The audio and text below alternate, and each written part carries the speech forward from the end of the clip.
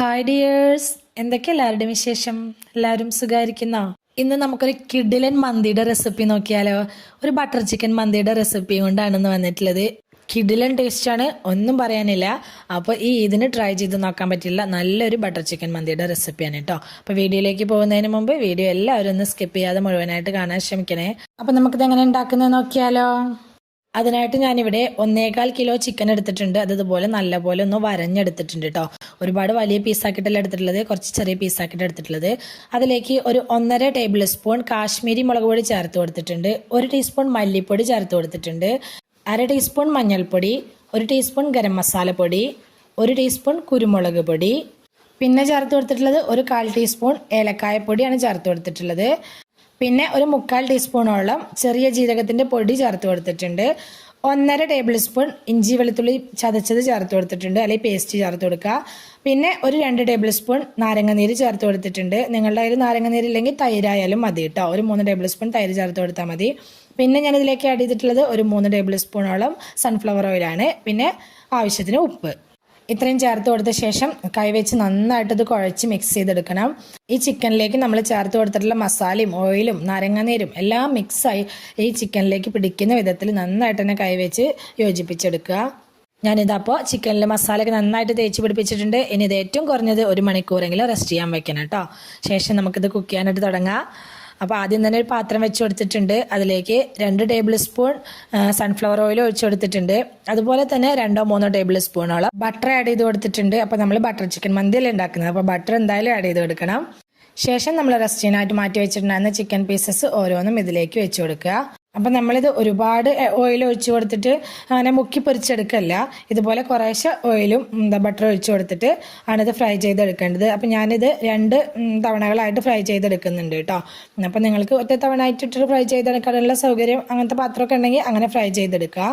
പിന്നെ ഫ്ലെയിം ഒരുപാട് കുറച്ച് വെച്ച് ചിക്കൻ ഫ്രൈ ചെയ്തെടുക്കുകയും ചെയ്യരുത്. അപ്പോൾ ചിക്കൻ സോഫ്റ്റ് ആയിട്ട് കിട്ടില്ല കേട്ടോ, ഭയങ്കര ഹാർഡായിട്ടിരിക്കും. ഒരു സൈഡ് ഒരു 10-15 മിനിറ്റ് നേരം ആയി കഴിയുമ്പോഴത്തേനും നമുക്കിത് കുക്കായിട്ട് കിട്ടും, ഫ്രൈ ആയിട്ട് കിട്ടും. 10-15 മിനിറ്റിന് ശേഷം നമുക്കിത് തിരിച്ചിട്ട് കൊടുക്കാം. ഞാനിതപ്പോൾ ഒരു സൈഡ് ആയപ്പോൾ തിരിച്ചിട്ട് കൊടുത്തിട്ടുണ്ട്. ഇനി മറ്റേ സൈഡും കൂടി ആയിക്കഴിഞ്ഞാൽ നമുക്കിത് കോരി മാറ്റാം. പിന്നെ സബ്സ്ക്രൈബ് ചെയ്യാതെ കാണുന്ന നമ്മുടെ പുതിയ കൂട്ടുകാർ ആരെങ്കിലും ഉണ്ടെങ്കിൽ പ്ലീസ് ഒന്ന് സബ്സ്ക്രൈബ് ചെയ്ത് സപ്പോർട്ട് ആക്കണേ. കൂടെയുള്ള ബെൽ ബട്ടണും കൂടി ഒന്ന് ക്ലിക്ക് ചെയ്ത് വെക്കുകയാണെങ്കിൽ ഞാനിടുന്ന പുതിയ വീഡിയോസിൻ്റെയൊക്കെ നോട്ടിഫിക്കേഷൻ നിങ്ങൾക്ക് കിട്ടുന്നതായിരിക്കും കേട്ടോ. ഇതപ്പോൾ ഞാൻ ചിക്കനൊക്കെ മുഴുവനായിട്ട് ഫ്രൈ ചെയ്തെടുത്തിട്ടുണ്ട്. ഇനി ആ ഫ്രൈ ചെയ്ത എണ്ണയിൽ ഇതുപോലെ ചിക്കൻ പൊരിച്ചതിൻ്റെ കുറച്ച് മസാല മൊരിയൊക്കെ ഉണ്ടാവില്ലേ, അത് ഇതുപോലെ കോരി മാറ്റുക. എന്നിട്ട് ആ പാനിലേക്ക് തന്നെ കുറച്ച് ഓയിൽ ഉണ്ട് അതിലേക്ക് ഒരു 2 ടേബിൾ സ്പൂൺ ബട്ടർ കൂടി ആഡ് ചെയ്ത് കൊടുത്തിട്ടുണ്ട്. നിങ്ങൾക്ക് വേണമെങ്കിൽ പാത്രം മാറ്റി കൊടുക്കാം കേട്ടോ. ഞാനിപ്പോൾ ആ പാത്രത്തിൽ തന്നെയാണ് ഉണ്ടാക്കിയെടുക്കുന്നത്. അതിലേക്ക് കുറച്ച് സ്പൈസസ് ആഡ് ചെയ്ത് കൊടുത്തിട്ടുണ്ട്. 1/2 ടീസ്പൂൺ ജീരകം, അതുപോലെ തന്നെ 2-3 കഷ്ണം ചെറിയ കഷ്ണം പട്ട, 2-3 ഏലക്കായ, 2-3 ഗ്രാമ്പു, ഇത്രയാണ് ആഡ് ചെയ്ത് കൊടുത്തിട്ടുള്ളത്. എന്നിട്ട് അത് എണ്ണയിലിട്ട് ഒന്നങ്ങ് മൂപ്പിച്ചെടുക്കുക. ശേഷം 2 സവാള ഇതുപോലെ കുനുകുനാന്ന് കട്ട് ചെയ്തിട്ട് അത് ചേർത്ത് കൊടുത്തിട്ടുണ്ട്. അതിൻ്റെ കൂടെ തന്നെ 2 പച്ചമുളക് കുനുകുനാന്ന് കട്ട് ചെയ്തിട്ട് അതും ചേർത്ത് കൊടുത്തിട്ടുണ്ട്. ഇനി ഇത് നന്നായിട്ടൊന്ന് വഴറ്റിയെടുക്കണം. നല്ല രീതിയിലൊന്ന് വഴന്ന് കിട്ടണം കേട്ടോ. സവാള നല്ല സോഫ്റ്റ് ആയിട്ട് തന്നെ വഴന്ന് കിട്ടണം. അപ്പോൾ നമ്മുടെ സവാളയൊക്കെ ഇത് അത്യാവശ്യം നല്ല രീതിയിലൊന്ന് വഴന്ന് കിട്ടിയിട്ടുണ്ട്. ഈ സമയത്ത് ഞാൻ ഇതിലേക്ക് 1 ടേബിൾ സ്പൂൺ ഇഞ്ചി വെളുത്തുള്ളി പേസ്റ്റ് ചേർത്ത് കൊടുത്തിട്ടുണ്ട്. ഇനി അതിൻ്റെ പച്ചമണം പോകുന്നത് വരെ നന്നായിട്ടൊന്ന് വഴറ്റിയെടുക്കുക. അതിൻ്റെ പച്ചമണം അത്യാവശ്യം നല്ല രീതിയിൽ തന്നെ പോകണം കേട്ടോ, അതുവരെ ഒന്ന് വഴറ്റിയെടുക്കണം. ഇതപ്പോൾ നന്നായിട്ട് വഴന്ന് കിട്ടിയിട്ടുണ്ട്. ഇനി നമുക്കിതിലേക്ക് കുറച്ച് പൊടികൾ ചേർത്ത് കൊടുക്കണം. 1 ടീസ്പൂൺ മുളക് പൊടി, 1/2 ടീസ്പൂൺ കുരുമുളക് പൊടി, 1/2 ടീസ്പൂൺ ജീരകപ്പൊടി, 1/4 ടീസ്പൂണോളം മഞ്ഞൾപ്പൊടി, ഇത്രയാണ് ചേർത്ത് കൊടുത്തിട്ടുള്ളത്. ഇത്രയും ചേർത്ത് കൊടുത്ത ശേഷം ഇത് നന്നായിട്ട് തന്നെ വീണ്ടും ഒന്ന് വഴറ്റിയെടുക്കുക. ആ പൊടികളൊക്കെ ആ ബട്ടറിലും ഓയിലിലൊക്കെ കിടന്ന് നന്നായി ഒന്ന് മൊരിഞ്ഞ് വരണം. ഇതപ്പോൾ നമ്മുടെ ഇഞ്ചി വെളുത്തുള്ളി ചതച്ച് ചേർത്ത് കൊടുത്തൊക്കെ അത്യാവശ്യം നന്നായിട്ട് തന്നെ മൊരിഞ്ഞ് വന്നിട്ടുണ്ട്. ഈ സമയത്ത് ഞാൻ ഇതിലേക്ക് ഒരു ചിക്കൻ മാഗി ക്യൂബ് ചേർത്ത് കൊടുത്തിട്ടുണ്ട്. ഇത് ചേർത്ത് കൊടുക്കുമ്പോൾ നല്ലൊരു ടേസ്റ്റ് ആയിരിക്കും കേട്ടോ നമ്മുടെ ഈ ഗ്രേവിക്ക്. അതുകൂടി ചേർത്ത് കൊടുത്ത് ഒന്ന് അങ്ങ് ഇളക്കിയെടുക്കുക. പിന്നെ ഞാൻ ഇതിലേക്ക് ഒരു 2 ചെറിയ തക്കാളി, ചെറുത് പറഞ്ഞാൽ നല്ലോണം ചെറുതല്ല, ഒരു മീഡിയം സൈസുള്ളത് ചേർത്ത് കൊടുത്തിട്ടുണ്ട്. അതിൻ്റെ കൂടെ ഞാനൊരു ചെറിയ കഷ്ണം ബീട്രൂട്ട് കൂടി ഇട്ട് അരച്ചിട്ടുണ്ട് കേട്ടോ. അപ്പോൾ നമ്മുടെ ബട്ടർ ചിക്കൻ മന്തിക്ക് അത്യാവശ്യം നല്ലൊരു കളർ കിട്ടാൻ വേണ്ടിയിട്ടാണ് അങ്ങനെ ചെയ്തിട്ടുള്ളത്. അപ്പോൾ ശരിക്ക് ടൊമാറ്റോ പേസ്റ്റാണ് ഇതിലേക്ക് ആഡ് ചെയ്ത് കൊടുക്കുന്നത്. അപ്പോൾ എൻ്റെ കയ്യിൽ ടൊമാറ്റോ പേസ്റ്റ് ഇല്ലാത്തതിനെ കൊണ്ട് ഞാൻ 2 തക്കാളി അരച്ച് ഒഴിച്ചു കൊടുത്തതാണ്. നിങ്ങളുടെ കയ്യിൽ ടൊമാറ്റോ പേസ്റ്റ് ഉണ്ടെങ്കിൽ ടൊമാറ്റോ പേസ്റ്റ് ചേർത്ത് കൊടുക്കുക കേട്ടോ. പിന്നെ അതിലേക്ക് 1 ടേബിൾ സ്പൂൺ പഞ്ചസാര ആഡ് ചെയ്ത് കൊടുത്തിട്ടുണ്ട്. ഇതെല്ലാം കൂടി നന്നായിട്ടൊന്ന് വഴറ്റിയെടുക്കുക. പിന്നെ വളരെ കുറച്ച് മാത്രം ഉപ്പ് ചേർത്ത് കൊടുത്തിട്ടുണ്ട്. അപ്പോൾ നമ്മൾ ചിക്കൻ മാഗി ക്യൂബ് ചേർത്തതിനെ കൊണ്ട് തന്നെ അതിൽ ഉപ്പുണ്ടായിരിക്കും. അപ്പോൾ നോക്കിയിട്ട് ഈ ഗ്രേവിക്ക് ആവശ്യമായിട്ടുള്ള ഉപ്പ് മാത്രം കുറച്ച് ചേർത്ത് കൊടുക്കുക. എന്നിട്ട് നന്നായിട്ടൊന്ന് വഴറ്റിയെടുക്കുക. പിന്നെ ഞാൻ ഇതിലേക്ക് ചേർത്ത് കൊടുത്തിട്ടുള്ളത് കസൂരി മേത്തിയാണ്. അത് ഒന്നങ്ങ് ചൂടാക്കിയിട്ട് കൈ വെച്ചൊന്ന് പൊടിച്ചിട്ട് അതങ്ങ് ചേർത്ത് കൊടുത്തിട്ടുണ്ട്. കസൂരി മേത്തി ഒരു 2 ടീസ്പൂണാണ് ചേർത്ത് കൊടുത്തിട്ടുള്ളത്. അതും കൂടി ചേർത്ത് കൊടുത്തിട്ട് നന്നായിട്ട് ഒന്നങ്ങ് വഴറ്റിയെടുക്കുക. എന്നിട്ട് നമ്മൾ ചിക്കൻ ഫ്രൈ ചെയ്ത് വെച്ചിട്ടുണ്ടായിരുന്നത് ഇതിലേക്ക് ഇട്ട് കൊടുത്തിട്ട് നന്നായിട്ടൊന്ന് ഇളക്കി മിക്സ് ചെയ്തെടുക്കുക. ഈ മസാല ഈ ചിക്കനിൽ നന്നായിട്ടൊന്ന് പിടിച്ച് കിട്ടണം. ആ വിധത്തിൽ നമുക്കിതൊന്ന് നന്നായിട്ട് തന്നെ ഒന്ന് ഇളക്കിയെടുക്കണം കേട്ടോ. ഇളക്കിയെടുക്കുന്ന സമയത്ത് ചിക്കൻ പൊടിഞ്ഞു പോകാതിരിക്കാനും ശ്രദ്ധിക്കണേ. അതായത് നല്ല പോലെ തന്നെ നമ്മുടെ മസാല ചിക്കനിൽ പിടിച്ച് ഇട്ടിട്ടുണ്ട്. ഇനി ഞാൻ ഇതിലേക്ക് ഒരു 4 ടേബിൾ സ്പൂണോളം ഫ്രഷ് ക്രീം ആഡ് ചെയ്ത് കൊടുത്തിട്ടുണ്ട്. ഫ്രഷ് ക്രീമും കൂടി ആഡ് ചെയ്ത് കൊടുത്ത ശേഷം വീണ്ടും നന്നായിട്ടൊന്ന് മിക്സ് ചെയ്തെടുക്കുക. ഈ ഫ്രഷ് ക്രീമൊക്കെ ഈ ചിക്കനിൽ നന്നായിട്ട് പിടിക്കുന്ന വിധത്തിൽ നന്നായിട്ടൊന്ന് ഇളക്കിയെടുക്കുക. അത്രേ ഉള്ളൂ. ചിക്കൻ്റെ മസാലയുടെ ഒക്കെ പരിപാടി കഴിഞ്ഞു. അടിപൊളി ടേസ്റ്റിലുള്ള നല്ലൊരു ബട്ടർ ചിക്കൻ മന്തിയുടെ റെസിപ്പിയാണ് കേട്ടോ. അതിൻ്റെ മസാല ഇവിടെ റെഡി ആയിട്ടുണ്ട്. ഇനി നമുക്കിത് സ്മോക്ക് ചെയ്തെടുക്കണം. അതിനായിട്ട് ഞാൻ ഈ ചിക്കൻ്റെ മുകളിലേക്ക് ഒരു സ്റ്റീൽ പാത്രം വെച്ച് കൊടുത്തിട്ടുണ്ട്. എന്നിട്ട് നിങ്ങളുടെ കയ്യിൽ ചാർക്കോൾ ഉണ്ടെങ്കിൽ ചാർക്കോൾ ചൂടാക്കി അത് കനലാക്കി വെച്ച് കൊടുക്കുക. അല്ലെങ്കിൽ നമ്മുടെ സാധാ കനൽ വെച്ച് കൊടുക്കുക. ഞാനിപ്പോൾ കനൽ വെച്ച് കൊടുത്തിട്ട് അതിൻ്റെ മുകളിൽ കുറച്ച് ഓയിൽ വെച്ച് കൊടുത്തിട്ട് അതങ്ങ് സ്മോക്ക് ചെയ്യാൻ വേണ്ടി വെച്ച് കൊടുത്തിട്ടുണ്ട് കേട്ടോ. ഇനി നമുക്ക് റൈസ് തയ്യാറാക്കാം. അതിനായിട്ട് ഞാനിവിടെ വൈറ്റ് സെല്ലാണ് എടുത്തിട്ടുള്ളത്. അത് നല്ലപോലെ കഴുകിയ ശേഷം വെള്ളം വാരാനായിട്ട് അരിപ്പയിലേക്ക് മാറ്റി കൊടുക്കണം. ശേഷം നമുക്ക് റൈസ് തയ്യാറാക്കാം. ഞാനിതപ്പോൾ ഒരു പാത്രം വെച്ച് കൊടുത്തിട്ടുണ്ട്. അതിലേക്ക് ഒരു 3 ടേബിൾ സ്പൂൺ സൺഫ്ലവർ ഓയിലും 2 ടേബിൾ സ്പൂൺ ബട്ടറും ചേർത്ത് കൊടുത്തിട്ടുണ്ട്. പിന്നെ അതിലേക്ക് കുറച്ച് സ്പൈസസ് ആഡ് ചെയ്ത് കൊടുത്തിട്ടുണ്ട്. കുറച്ച് പട്ട, ചെറിയ പീസ് 2-3 പട്ട ആഡ് ചെയ്ത് കൊടുത്തിട്ടുണ്ട്. 2 ബേ ലീഫ്, 2-3 ഏലക്കായ, 2-3 ഗ്രാമ്പു, ഇത്രയാണ് ചേർത്ത് കൊടുത്തിട്ടുള്ളത്. പിന്നെ ഞാനിതിലേക്ക് ഒരു വലിയ ക്യാപ്സിക്കത്തിൻ്റെ പകുതി ചേർത്ത് കൊടുത്തിട്ടുണ്ട്. അത് ഈ സമയത്ത് ചേർത്ത് കൊടുക്കുമ്പോൾ അത് എണ്ണയിൽ കിടന്നിട്ട് അങ്ങ് നല്ലപോലെ അലിഞ്ഞു വന്നോളൂ കേട്ടോ. പിന്നെ ഞാനിതിലേക്ക് ചേർത്ത് കൊടുത്തിട്ടുള്ളത് 2 മാഗി ക്യൂബാണ്. അതെന്തായാലും ചേർത്ത് കൊടുക്കണം. അപ്പോഴാണ് നമ്മുടെ റൈസ് നല്ല ടേസ്റ്റ് ഉണ്ടാവുക. അത് നന്നായിട്ടൊന്ന് അലിഞ്ഞു വരുന്നത് വരെ ഒന്നങ്ങ് ഇളക്കി കൊടുക്കുക. പിന്നെ നമ്മൾ കഴുകി ഊറ്റി മാറ്റി വെച്ചിട്ടുള്ള അരി ഇതിലേക്ക് ചേർത്ത് കൊടുക്കുക. വെള്ളം നല്ലപോലെ ഡ്രെയിൻ ചെയ്തെടുക്കണം കേട്ടോ. ഇതിലേക്ക് ചേർത്ത് കൊടുത്ത ശേഷം നമുക്ക് ഈ റൈസ് ഒന്ന് നല്ലപോലെ ഒന്ന് വറുത്തെടുക്കണം. ഹൈ ഫ്ലെയിമിൽ തന്നെ വെച്ചിട്ട് 1-2 മിനിറ്റ് നല്ലപോലെ ഒന്ന് വറുത്തെടുക്കണം. ഞാനിതപ്പോൾ റൈസ് നന്നായിട്ടൊന്ന് വറുത്തെടുത്തിട്ടുണ്ട്.